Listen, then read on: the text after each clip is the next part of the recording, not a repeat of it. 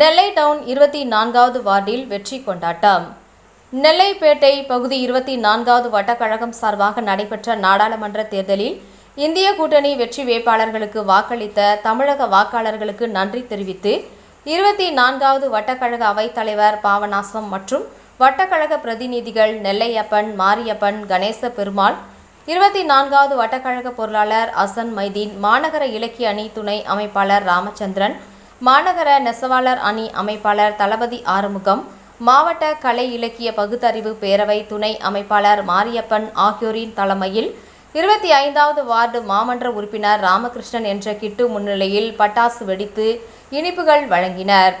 உடன் 24வது வட்டக்கழக நிர்வாகிகள் ஷாகுல் ஹமீத், நெல்லை குமார், செல்வகுமார், ஷங்கர், அகமது, 25வது வட்டக்கழக செயலாளர் அருள் என்ற சுந்தர்ராஜன், 16வது வட்டக்கழக செயல் வீரர் மாரிமுத்து, 23வது வட்டக்கழக நிர்வாகிகள் காதர்பாய் ஆகியோர் கலந்து கொண்டனர். நிகழ்ச்சிக்கான ஏற்பாடுகளை நெல்லை மாநகர திமுக பிரதிநிதி பீர் முகமது ஆஷிக் சிறப்பாக செய்திருந்தார்.